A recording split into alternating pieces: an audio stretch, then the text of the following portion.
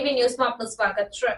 તાપી જિલ્લા કોંગ્રેસ દ્વારા સોનગઢ ખાતે જનમંચ કાર્યક્રમનું આયોજન કરાયું। સોનગઢ ખાતે તાપી જિલ્લા આયોજિત જનમંચનો કાર્યક્રમ યોજાયો હતો, જેમાં વિરોધ પક્ષના નેતા અમિતભાઈ ચાવડા ઉપસ્થિત રહ્યા અને અરજદારોને સાંભળ્યા હતા અને તેમના પ્રશ્નો લેખિતમાં લઈ વિધાનસભામાં લઈ જવાની તૈયારી બતાવી હતી।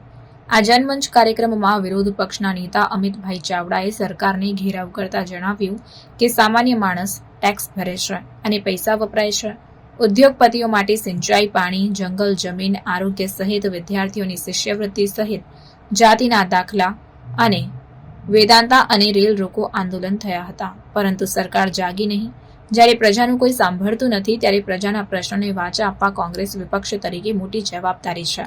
ભ્રષ્ટાચાર અંગે સરકારનો ઘેરાવ કરતા વધુમાં તેમણે જણાવ્યું કે 156ની સરકાર બની પણ પ્રજાની સમસ્યા જેમની તેમ રહી। સરકારનો એક પણ મંત્રી પ્રજાના પ્રશ્નો સાંભળવા જાહેરમાં આવતું નથી તેમ જણાવ્યું હતું। રિપોર્ટર સરવર પાડવી, તાપી। પરેશાન છે, નારાજ છે। અહીંયા આગળ કોઈ દુકાનવાળાને ત્યાં જઈને પૂછજો, અહીં બસ સ્ટેન્ડમાં જે વિદ્યાર્થીઓ પાસ કઢાઈને ઊભા છે એને પૂછજો, કે કોઈ લારી ગલ્લા વાળાને પૂછજો, કે કોઈ નોકરી વાળા કે પોલીસ વાળાને પૂછજો। બધા સરકારમાં જે બેઠેલા મંત્રીઓ છે એ પણ ફરિયાદ કરે કે અમારું સાંભળતું નથી, તો પ્રજાનો કાં પ્રશ્ન આવે?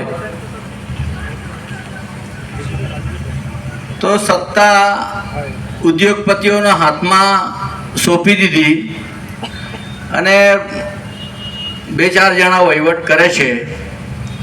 માત્ર ને માત્ર પ્રજાનું શોષણ કેવી રીતે થાય અને આપણી જમીન, આપણું પાણી, આપણું જંગલ કેવી રીતે ઉદ્યોગપતિઓને સોંપે અને આપણે બધા 5 કિલો અનાજ પર નભીએ છીએ।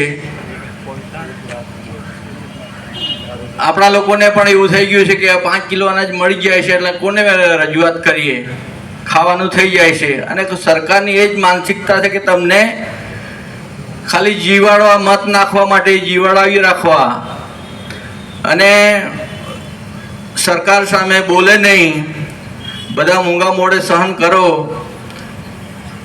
એવી માનસિકતા સાથે આપણા પર શાસન કરે છે।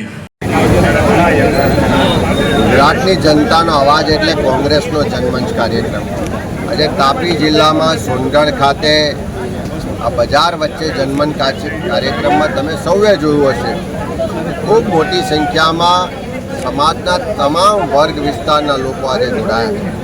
આ મંચ પર આવીને એમણે પોતાના આક્રોશ, વ્યથા અને તકલીફો રજૂ કરી છે। આજે આદિવાસી વિસ્તારમાં મેદાંતા જેવા પ્રોજેક્ટ આવે અને એમાંથી ઝીંકના ઉત્પાદનના નામે આખા વિસ્તારને ખતમ કરવાનો જે પ્રોજેક્ટ આવી રહ્યો છે એનો લોકો વિરોધ કરી રહ્યા છે। આજે ગ્રામ્ય વિસ્તારમાં શિક્ષણની વ્યવસ્થાઓ નથી, રસ્તા તૂટેલા છે। આજે ગ્રામ્ય વિસ્તારમાં જે અતિવૃષ્ટિ આવી, પૂર આવ્યું, એના કારણે ખેતી, જમીનો, મિલકતોને નુકસાન થયું, એનું આજ દિન સુધી કોઈને વળતર નથી મળ્યું।